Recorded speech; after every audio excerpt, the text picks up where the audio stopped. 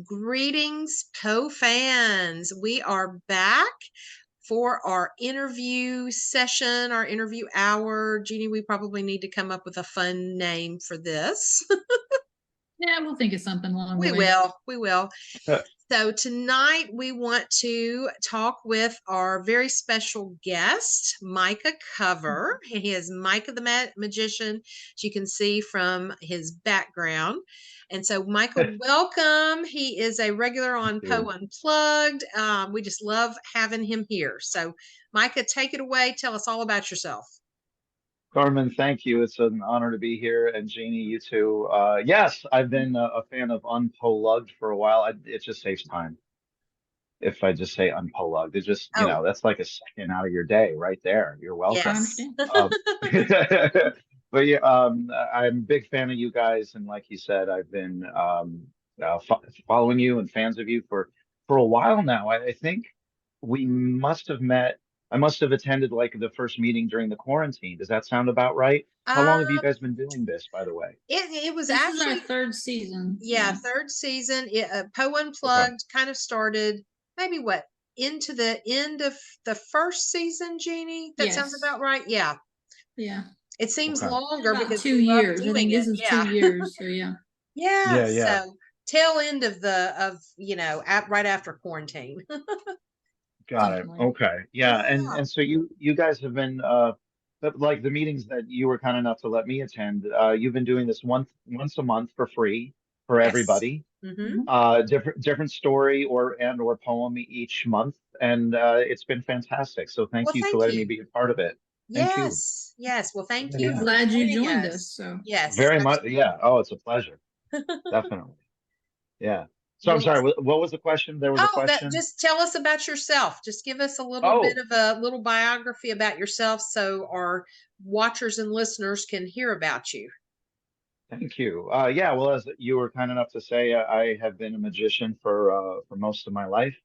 And you'd asked the obvious question, how long have I been a Poe fan?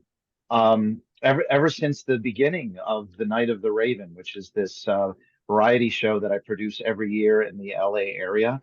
Mm-hmm. It honors the life and the work and the mysterious death of Edgar Allan Poe, and Right. um, we're on our 19th year this coming November the 18th. So wish me luck. Yes, So I've been congratulations. Thank you. Yeah, so I've been like most people when I was I think like probably similar to you. I was familiar with Poe as a kid and as a student, and people talked about the Raven, but I didn't really seriously get into him until about 20 years ago when I realized how incredible he was, and I've been a fan ever since. Okay. Okay. Yeah. Yeah. So you said you've been a magician almost all your life. So was Yeah. it something that you picked up as a child and then just continued into teenage years, adulthood? Yeah, it's very Freudian. I started when I was 8, and if you ever ask a magician, when did you start magic? They almost always say, "Well, I was 8 years old." And there's something about that age. I don't know what it is, but so many people start at that age, but very few people continue. Um, but yeah, I started when I was 8, but I never really stopped. And then, man, about 25 years ago, I thought, man, I'd like to get paid. So I've Yeah. been trying to do this professionally for about wow, a quarter of a century now, and it's a tough Wow. way to make a living, but that's what I do. That is really cool. Thank you. well, it's good Thank that you. you've stuck to it that long and Yeah. deter from it. So Thank you. Yeah, Bank of America isn't quite as impressed, but yeah. I still try. Yeah, and I also teach. Now, Carmen, you are a teacher, is that right? Yes, and Jeannie Okay. is a retired teacher. Yeah, I'm Jeannie is a retired. retired teacher. Yeah. Yes. So Yes. both of you are teachers. So I teach as well. And my heart goes out to anybody who's a teacher. Man, that's not easy. That is not easy. It's definitely Yeah. changed quite a bit over the years. So it's kind of Yes. Yes. like for magic, you've had to, you've had some success. I'd say with magic, it's like any other type of performance art. You have some good, you have some bad. Sometimes it works, sometimes it doesn't. So Yeah. having a quarter of a century of juggling that type, I can't. So, Well said. Yeah, Yes. But well said. one of the things that I wanted that I was wanting to ask you is that what pushed you to mix the magic with the Poe? What brought this about, that you've been doing this going on 19 years of this presentation for Poe and your performance in that way? What really brought it out, and why is it kept you coming back, other than people, I guess, assume, since they're Poe people, Right. what's kept you interested in it, I guess, is what I'm asking. Yeah, I like Poe people. I call them Popal. Just Yeah, saves time. Popals. It's like like that. I yeah, like that. Yeah, it's like it's on like Poe love. pupils, but popals. Popals, Popals. Yep, I like it. popals. Um, so my entree, if you will, in Edgar Allan Poe was the Raven, as it was for so many people and so many students. And I really enjoyed the poem, but wasn't sure there was something about it that was calling to me specifically, like as a magician. I Mhm. thought it would be cool to perform the poem as a magician, but because I wasn't aware of anybody else doing it. There are a lot of actors who perform it, who Mhm. recite it, who perform it as Poe. There's a wonderful actor named Duffy Hudson who performs the Raven in its entirety as Poe. He even does that with a Telltale Heart, the entire short story from memory as Edgar Allan Poe, and he does that in The Night of the Raven as a Oh, favor to cool. me. Okay. Yeah, it's super cool. It's wonderful, Mhm. and so there are all these actors who recite the Raven sometimes in character. But then I thought, well, why would I do it? Why would a magician do it? Mhm. Mhm. And two things. There were two things about the poem that I stumbled on, and one of the big issues with the poem is, why does the narrator not just leave? Mhm. Right? So Mhm. he's kind of stuck in his living room. There's this raven on this bust of Pallas who keeps tormenting him by saying to him, "Nevermore." And I kept thinking, well, if this is so torturous to him, why doesn't he leave his house? Like say to the raven, "Hey, I got it. I'm cursed forever, but you know what? I'm going out for some Taco Bell. Make yourself at home. I'll be back." You know what I mean? Oh Yes. yeah. Yeah. As right as far as I could tell, there was nothing keeping him there, but Poe's writing is so powerful. The suggestion to me was that somehow he was stuck there. Yeah. And yeah, although Poe doesn't really come out and say why he's stuck in that specific room. Mhm. And then the second thing was, and this inspired me to think of why the narrator might be a magician and why the magician might be the narrator in the first place. Okay. Yeah, you'll have to bear with me a little bit because I got to Oh, recite a little bit of it to get to the line. you're fine. Um, You go right ahead. That's cool. Thank you. Once upon a midnight dreary, while I pondered weak and weary over many a quaint and curious volume of forgotten lore. Mhm. Now, to many people, this just means he's a voracious reader, which makes sense. Mhm. He's clearly very literate. Poe was, of course. But one critic said, over many a quaint and curious volume of forgotten lore. Mhm. One critic or analyst of the poem said, this suggests that the narrator is actually going through ancient tomes of the occult, Mhm. quaint, curious Interesting. volumes of Mhm. forgotten lore. Now, obviously, you can interpret that in different ways, but Mhm. when this analyst said that, what he was basically saying was that the narrator was a magician. Now, this opens up some doors and also, for me, answers some questions. Mhm. From the beginning, the narrator is trying to summon back the spirit of Lenore, and he's using these occult texts to do it. Now, Nice. again, that's Yeah. not the only interpretation, but for Right. me, it explained why a magician might be the narrator and vice versa. Yeah, Then that's the a next, interesting spin, and especially yeah, that he's almost trapped in the room. I had not really even really thought about that in that way. That's awesome to think about it that way. Thank you. And I'm when I do the performance, I'm hoping people are picking up on this. Again, if they don't, they're just seeing some guy reciting the Raven, which is fine. But again, this was my not this was my rationalization, my excuse as to Hmm. why a magician was reciting this. And then the next thing to address what you just mentioned, why doesn't he just leave? Well, first of all, he does want the spirit of Lenore to come back. He has been casting these spells in order to try to bring her back, but instead he gets this Raven. But the other reason why he's stuck there is because he's so tormented by the loss of Lenore. He is so he's so desperate in order to appeal to this desperate act of using the occult to bring Lenore back. Hmm. Now it puts into question his own sanity, Yeah. and of course, Poe is a master of the unreliable narrator, like the Telltale Heart and Yes. other things. Just how much are we supposed to believe? Is this guy really mad, even though he tells us that he's not? And so it dawned on me, if his mentality is in question, if we go a little further, that might mean he's crazy. He's certainly desperate enough to try Mhm. to make a deal with the devil to bring Lenore back. He Right. must be mentally uh, at his wit's end.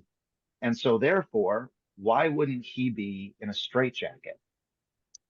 So now, kind of like the Telltale Heart, I saw one group where the narrator, that you don't know until the end of his narration that he's been speaking to the court, that he's already arrested, and the entire Telltale Heart was his statement Hmm. while he's on trial. And so along those similar lines, if I'm in a straitjacket, it explains a lot. It explains why he doesn't leave. It explains why he's so mentally fractured. And Yeah. so now I get to try to escape from a straitjacket while reciting the Raven. And I hope that wasn't too long-winded. I hope that made sense. But Oh, it no, that's a yeah, perfect explanation. And you shared with us your video of you coming out of the straitjacket reciting the Raven, Mhm. and it was yeah. so well done. I was just like in awe Thank when I you. watched it. Oh, Well, that another means a lot. thing Thank you. is while you're doing that, like you're talking about how he's trapped himself. Yeah. So, the straitjacket to me is the physical representation of his trapped Mhm. mind. Yes. But at the same time, while you're telling the story, you can get the figurative trap of his own mind. Like Yeah. he is so wrapped and so lost in his own grief and everything, he's trapped himself like in a straitjacket in his own mind. And he's trying to figure out a way to break free. Yeah. So to me, Jeannie, I that's love that. Yeah, yeah, because to me you're that's how absolutely it splits. Yeah. well said. And as you say, I'm physically trying to get out of a physical Mhm. straitjacket. But Jeannie, you're absolutely right. What if the straitjacket itself is just in his mind? Yep. Yeah. So lost in his grief, I think is what you said, and that's a Yep. perfect way of putting it. Yeah. Yeah. That, I mean, there's so many people, and grief is such a strong, strong emotional barrier that many people have to overcome. And mhm. sometimes you can't overcome it, you just live to deal with it. Yeah. Yes. But to me, every time Poe wrote, a little piece of his grief was laid out on his pages and everything that he did in his poems and his stories and everything. So it wasn't like he was escaping it. It's like he was using it and bringing it out. So he was like breaking down that barrier in his own mind of the grief that had proponent.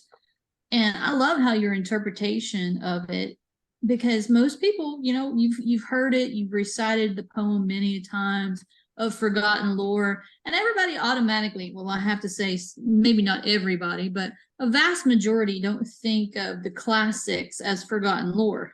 However, in today's society, most don't even read the simple classics that we used to all the time. That's You know, very Yeah. true. In school, we're moving away from many classics, which hurts my soul. But we I still do. we still add some in because it's important, because all of our new literature comes from all of the old literature. Yes, that is very true, and you can't do better than Poe, really. And No. even today, as you know, there's the new Netflix series, Fall of the House of Usher, Yep. and it's still whether people watch it and know it came from Poe or not, he's still influencing us today. So I'm glad you're fighting to get Poe back into the schools, Carmen. Oh yeah, Yeah, we have to keep Poe alive. I always say we have to keep Poe alive forevermore. And I yeah, would say, Mhm. speaking, we won't go digress too much into it, but yeah, Jeannie and I have been excited for this new Netflix series, and they've been Mhm. announcing it. It seems like for really almost A since we year. started this. Yeah, at least a year, maybe two. Mhm. And so yeah, Jeannie and I have got to find a day to sit down and binge the whole thing. yeah. Oh, So are Now, you guys gonna Micah. like? Oh, yeah, oh, go go ahead. ahead. Oh, now I was going to ask you. You have this one. How long does this last? This one that you're doing in next month. You said you got the dates already for the Raven. The Night of the Raven. Yeah, the Night of the Yes, Raven already. yes. So yeah, things are a little. I just got some new information earlier today. I don't Mhm. know if it'll help or not, but I'm going to put the ticket link in the chat just so that Oh, people can yeah, open up the Oh, link. oh, Yeah. that's right. absolutely. Yeah, So we'll share that out. Mm-hmm. thank you. So Jeannie, to answer your question, it's a theater called Loft Ensemble, which is in North Hollywood, very close to a place called the Magic Castle. Some of your listeners and viewers might be familiar with this place, Mhm. and I they've been actually kind am. enough. Oh, wonderful! Oh, maybe Yeah. I'll see you there someday, Jeannie. Yeah. But yeah, so they've been kind enough to be the home for the Night of the Raven ever since we got back out of the quarantine where I needed a home, and Mhm. this will be the 19th year that I've done this, and there have been different acts every single year. Although the actor that I mentioned earlier, Duffy Hudson, the one who recites the Telltale Heart in character, he's been in almost all of them. And so we've got another lineup this year, and wish us luck. That's awesome. So When what you're do not oh yeah, go ahead, presenting, Jenny. sorry, Yeah, no, go ahead. Go when ahead. you're not presenting during the Night of the Raven, what, do you perform the rest of the year in different things, or what do you do basically outside of the Night of the Raven is what I'm asking. Whatever I can and whatever pays. You know how it is. Yeah, Exactly. Yes. woo, we performers, man, it's a tough uh, life already, but especially Mhm. with this recession and the inflation and everything else, it's tough. But to answer your question, just wherever I can book another gig, a lot of private parties, that kind of Mhm. thing. Once in a while, people will ask me to perform the Raven for like some sort of fundraiser or something like Mhm. that.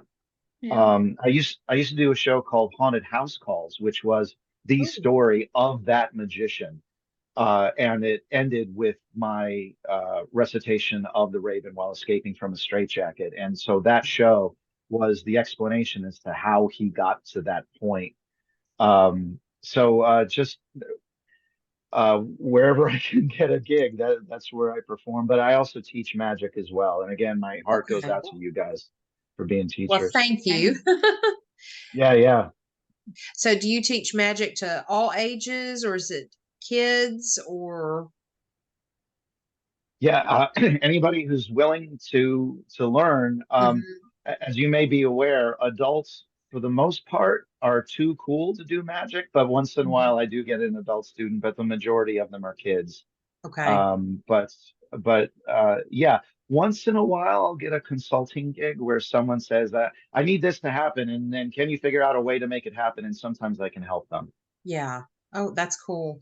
Yeah, because I Yeah. would almost think too, bringing in, you as a magician into some companies to like do like a team building or bonding activity would be really fun. Doing something like that. Oh, thank you. Speaking of juggling, I got hired by a company to teach them a juggling workshop during their yearly field trip. Every year they get Hmm. stuffed into a bus and the bus takes them somewhere and Okay. they go on a field trip and this year it was me. And so I taught them Nice. juggling, and it was like kind of like you were saying, a team building experience. Yeah. So I really enjoy stuff like that too. Yeah. That I would think That sounds like that something would I be. would do. Yeah, it Ah, that'd be does. awesome. It Yeah. definitely does. Well, going back to the Night of the Raven, and so you said there's different acts, from year to year. And so do you bring in other Poe stories? You had mentioned Duffy Hudson doing the Telltale Heart. Do you bring in other stories kind of to contribute to like the whole performance? Yeah, so it's a variety show, and I invite my friends to contribute, Okay. and they all come up with their own act. There are some magicians, but then there are singers and musicians, and Oh, we've had nice. dancers, and yeah, and the only rule is their act has to have something to do with Edgar Allan Poe and his work, his life, his death, anything like that. Oh, neat. So yeah, every year it's a completely different show. There's one magician named Georgia Lyle, and she graphically designed an entire magic routine just for this show. You can't see it anywhere else. Oh, wow. And yeah, we get things like that, and it's just very cool to see what people come up with. And there's no rehearsal, so when I see it, I'm seeing Uh, it for the first time, just like the audience. Yeah, it's a lot of fun. that's Wow. really cool. Yeah, Yeah. It yeah, Oh my reminds me of goodness. the times when you used to go to the theater for the variety shows, and they would just let people come out of the audience to on the stage and just do ad lib performances right there. I mean, and that is an art form that to me has been lost because Mhm. everybody yeah, has just been so used to going to a theater and actually watching a produced or directed or animated or recorded, but not really anything about live shows. And it's very hard. And most people don't understand that's never actually been in front of a crowd to do any kind of performance, how difficult it is to be in front of that, that immediate feedback, Yeah. basically. Like thinking from the old days with I'd always have to explain to my kids when I'd say I don't need anything from the peanut gallery. I have to explain to them what a peanut gallery is. And, it's not a yeah, bunch of peanuts that are ready to run on stage or anything like Right. that. right. Oh So my I goodness. think it's great that you have that kind of a show to offer and you teach kids magic. That's just phenomenal. Thank you. I appreciate that. And yeah, as a teacher, there's very little difference between what I do and a teacher like what you do. As you Mhm. say, there's the peanut gallery, which we would call hecklers. And Yes. you basically gotta perform and convey this information, but make it interesting, make it engaging. That is a performance. And Jeannie, like you were saying, most people don't get how difficult that is. And it's like the Seinfeld joke where and this is true. And I think I heard you two talk about this in one of the meetings. The biggest fear that most humans have is not death, it's public speaking. This is true. Mhm. Yes. This is true. And as Seinfeld said, what that means is most people would rather be the corpse than the person delivering the eulogy. I mean, that's Yep. Yes. crazy, but it's true. And that Yes. Yeah, sounds like a post story right there. You know what I mean? exactly. Yeah. Yeah. And most people don't appreciate how difficult it is. So I completely agree, Jeannie. Hmm. Yeah. Yeah. Hey, Poe would be the corpse telling the story. Right, right. Yeah. Yeah, he would be the corpse. Oh, and then Longfellow would deliver the eulogy, and then Poe would get Mhm. out of the casket. How dare you? And that'd be drama right there. But no talking mummies. No talking mummies, Jeannie. No, I know how you feel no, about that. that's No right. Yeah. talking mummies. Oh, I yeah. don't need any words from a mummy. Oh, I No, know. And those mummies still keep cropping up everywhere with her. I don't have a problem with the mummy. It was just that story. I don't know what it was. It just popping up out of thin air, and you're going, "What?" I All know. I want is what had he been smoking, or what had he been drinking, or was Yeah. he LSD or some good peyote or whatever when he wrote this? Because I'm going, what? I don't have the capacity to, read this without having to have some of the same fun he was apparently.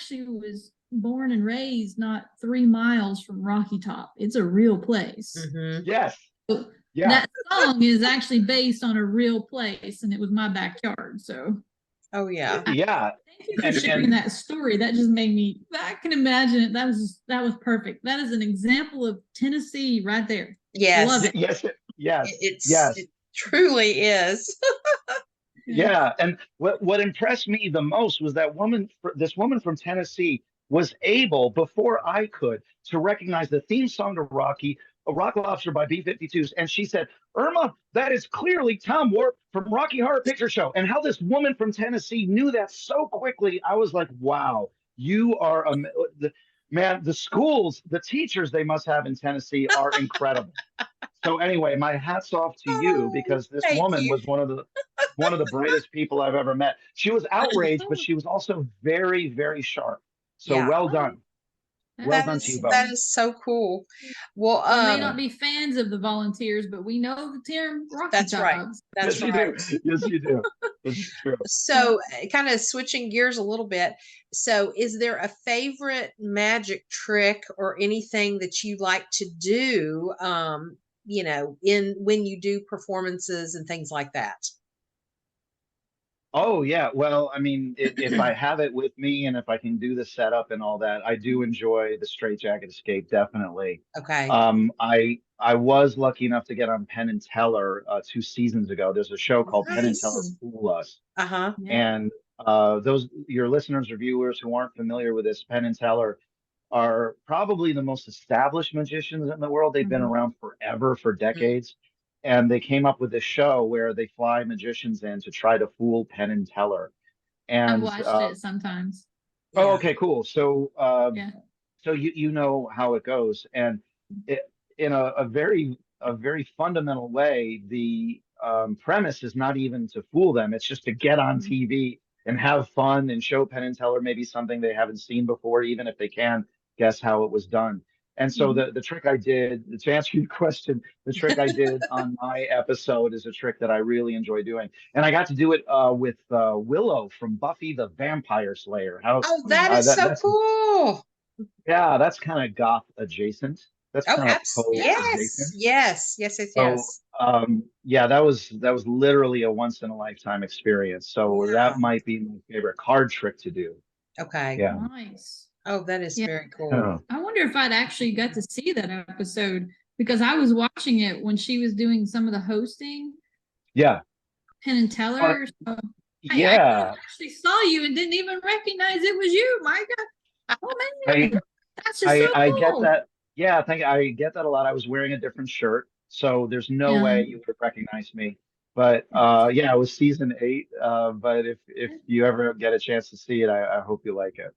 Yeah. Oh, Well, most I was gonna say definitely. we'll just have to go back and watch that, and hopefully it's streaming somewhere. Oh, I'm sure we could find it on Yeah, YouTube. Yeah. Well, yeah, that's and true. That's true. right, and you guys have been kind enough to communicate with me via email, and as you may notice in the signature, what they call the signature at the bottom of the Mhm. email, Mhm. the link to that performance is in It's every there. email, so you could Oh, just yeah. perfect. That Nice. yeah, we will definitely watch it, and Check it I'll be out. anxious to see if Jeannie did watch it before. That'll be Yeah. really cool. Yeah, it's Yeah. possible. Yeah, Oh, you Well, never know. and that's one of the problems of being a teacher.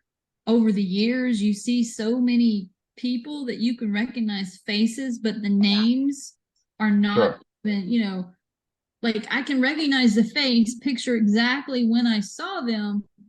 but through the Rolodex of like thousands and thousands of student names, Oh, yeah. it'll be days before something might pop into my head, or it may never pop in there again. You never know. But face, Yes. Yeah, remember the face. So sure. watch it. And of course, now no one even knows what a Rolodex is. They're like, No. that's a watch? Do you have that kind of budget? Like Yeah. they have no clue. Yeah. Oh, Or yeah. an analog clock. I mean, Oh, if you can do a magician's uh trick with an analog clock, I guarantee you would stump like 50% or more Oh, of the certain people. oh, They don't know how to tell the time at all. right. Yeah, that is ancient witchcraft, isn't it? using an Yeah. analog clock. Yeah. Oh, yes, I Mhm. have one hanging in my classroom, and very few students know how to read it or trust themselves to remember that they did learn this when they were in elementary school. And so, Yes. yeah, because a lot of them will just pull their phone out and look at the time, which is perfectly fine. Right. And so, and Sure. they're like, "Why don't you just get a digital clock?" And I said, "Because I like old." And they just Yeah. laugh I'm at me. old, so leave me Right. alone. That's right. So, Right. Micah, what magicians were you most influenced by? I know most people automatically think of a magician, they think of Harry Houdini. Yeah.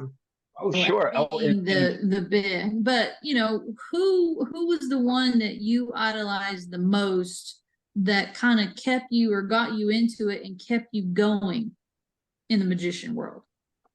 yeah, Jeannie, it's funny you mentioned Harry Houdini because, as you may be aware, he is the one who made the straitjacket escape famous. Yep. Hmm. In fact, some historians think that he might have been the first one to perform it. There's a little bit of debate about that, but Mhm. Okay. he's the one. He was one of the first, if not the first, to ever perform the straitjacket escape on stage in front of anybody. Hmm. And what's funny is about that, he originally performed it behind a curtain, Mhm. and someone, I think it was his brother Dash, suggested, well, because he didn't want to reveal any secrets or how he was getting it done, and someone, it could have been his brother Dash, said, "Get rid of the curtain." And Yeah. so Interesting. yeah, I believe he was the first one to perform it in literally in front of an audience where they could see him. And Houdini, the consummate showman, realized how perfect this was because they saw the drama. It was almost Mhm. not any secret of how to get out. It was, will he get out? And what does it look like? And the sweat coming down his face and all that. And Mhm. then when he would get out of it, he would hold it up high and then toss it down onto the ground and stomp on it. And it would help him become this icon of victory over adversity. And Mhm. so, Jeannie, when you mentioned Houdini, yeah, uh, another reason why I came up with the idea to escape from the straitjacket while reciting the Raven was because of him. So Nice. he's just about everybody's inspiration. Yeah. I was kind of curious about that because of the straitjacket, performance. I didn't know if he was your main influence or not, because that one and him get escaping from the safe, or I think no, that was the one that actually killed him, wasn't it? That he died in. Was it the safe or was it the water one that he I couldn't recover from? I can't remember. Carmen, it sounds like you want to take this one. I think it was the water like chamber, wasn't it? Yeah. I think So, so. Yeah. so Tony Curtis came out with this huge Mhm. biopic of Harry Houdini I've in the seen it. 1950s. Yes. I Yeah, have two. yeah. Yeah. And at the end of it, Harry Houdini is trapped in the water torture cell. And Yes. Mhm. I think it's a stagehand who has to take an axe and hack away at the glass and Hmm. let him finally get out of it. But it's too late. And he has this big death scene. And unfortunately, that had nothing to do with how he actually died. Yeah. And how he actually died is very weird and messy and confusing. But essentially, it was like this. There was this idea that Harry Houdini could withstand blows to his gut, to his abdomen. Mhm. Hmm. And this guy, after one of Harry Houdini's shows, this guy approaches Harry Houdini in his dressing room and says, "Mr. Houdini, I understand you can withstand blows." And before Houdini can even respond, this guy starts wailing away at Harry Houdini. So imagine going up to Tom Cruise or Arnold Schwarzenegger saying, "Hey, I understand you can take some blows." And before the guy can even react, you start punching the tar out of Tom Cruise or Arnold Schwarzenegger. That's basically what Wow. this guy did. And so these strangers had to pull this man off of Harry Houdini while he's still swinging. And Harry Houdini ends up dying of peritonitis from a ruptured appendix. Oh, And that's how he met his end. But the screenwriters of this Tony Curtis biopic, they're like, that's too weird and random. Let's give him this really dramatic death. So a lot of people to this day still believe that's how Harry Houdini died. But it's not. It Yeah. was through this crazy attack by this random guy.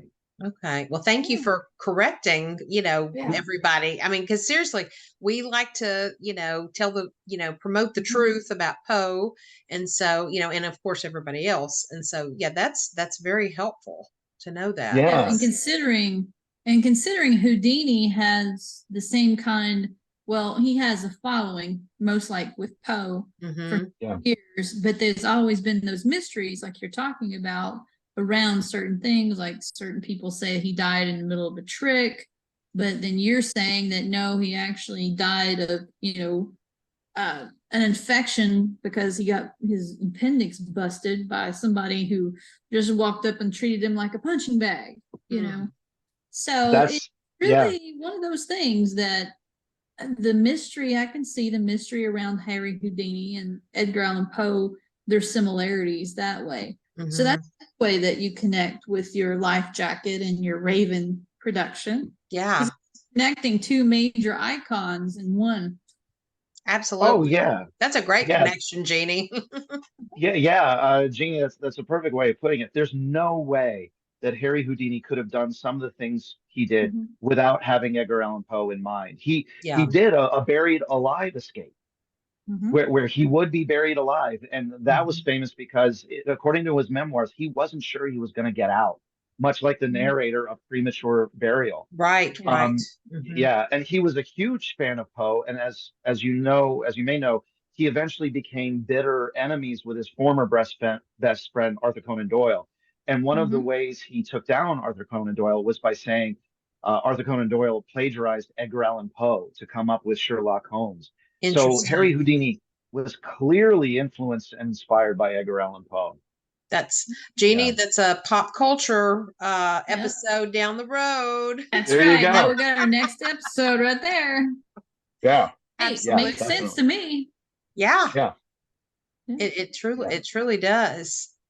Yeah, I've always loved magic tricks and things like that. I can remember growing up on Sunday mornings. I think it was on our NBC channel, before we had cable, where you had just a few channels. We had a program called Magic Land, and it was a local program. Jeannie, did it come on in your area? No, okay. It Well, was, okay, let me just say it could have, but I had the same three channels my whole life, yeah. and even still today. We never got cable or satellite Okay. or anything. Okay. We were fortunate enough to get cable, and because my dad was really Mhm. into any kind of new technology, he wanted to Yeah. get it if it was, somewhat reasonable.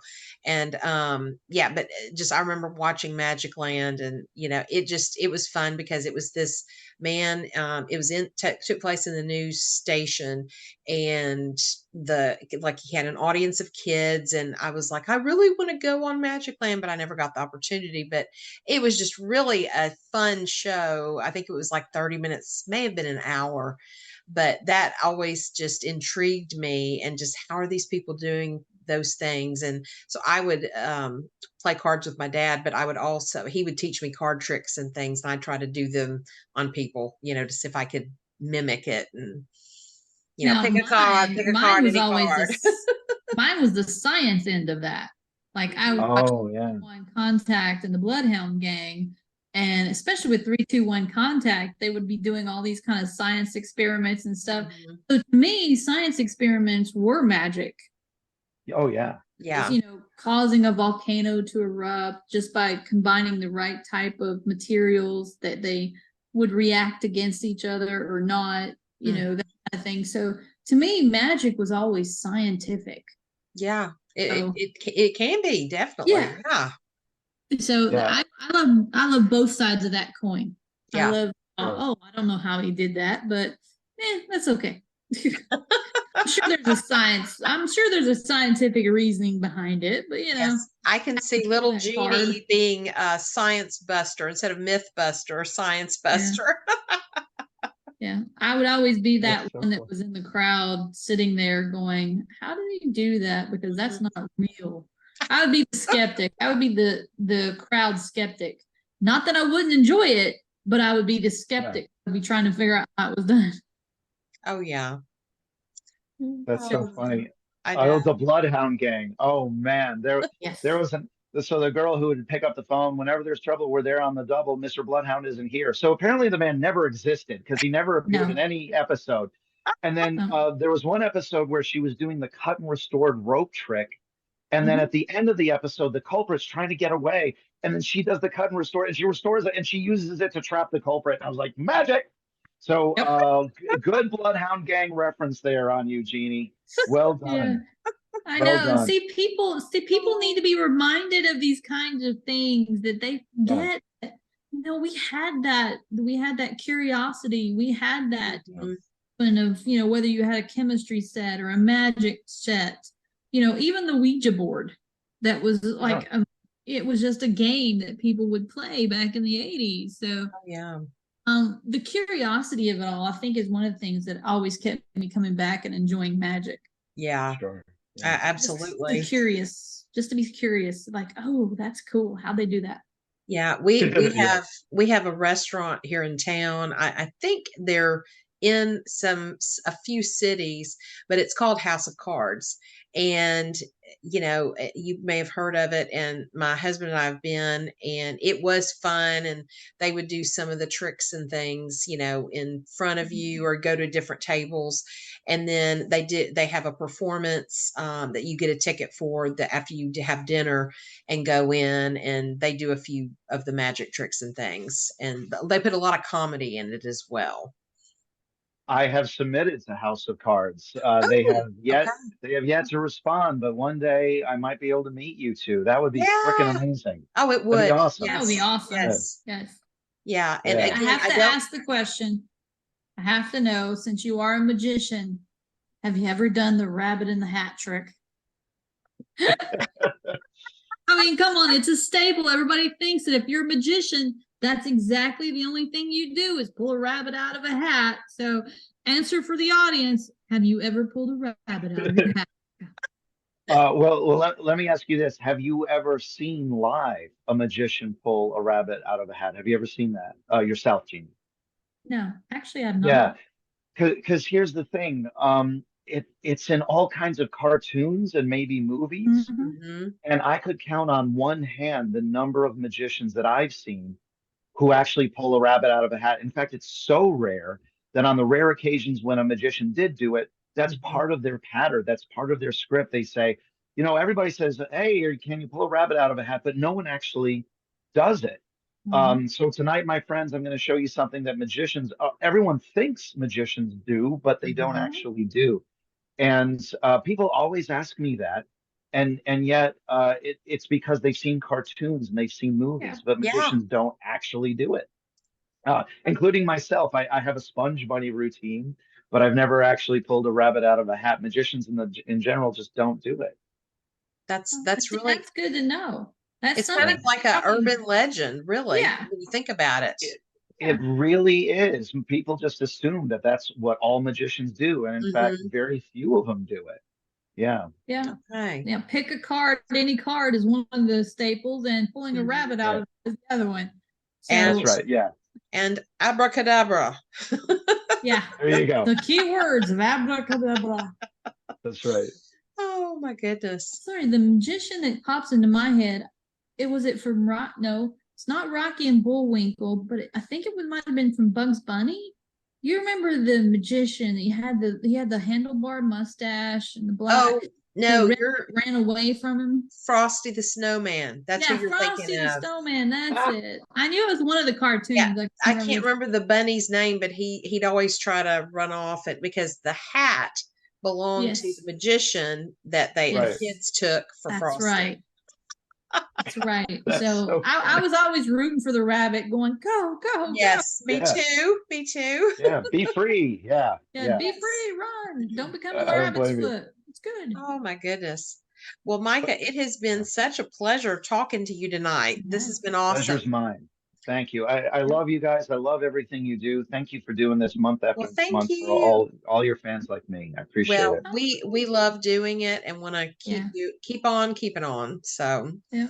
Will do. And so if you're going to be performing at the Magic Castle. Give us the dates, right? yes, again. Oh, Oh. if and when that happens, that's up to them. But Okay. definitely, the Night of the Raven will be November 18th for anybody who is local to LA. Okay. And if I ever get to perform at the House of Cards, it'd be amazing to see either one of you, or better Yes. yet, both. Yeah, We will be front Maybe- row. Yes. Yeah, maybe we Perfect. can maybe we can hit some of our local people to see if they might know anybody at the House of Cards, and we can just say, hey, we need this Yeah. guy and bring him here. Yes. you're a good agent. Thank you, Hey, Gina.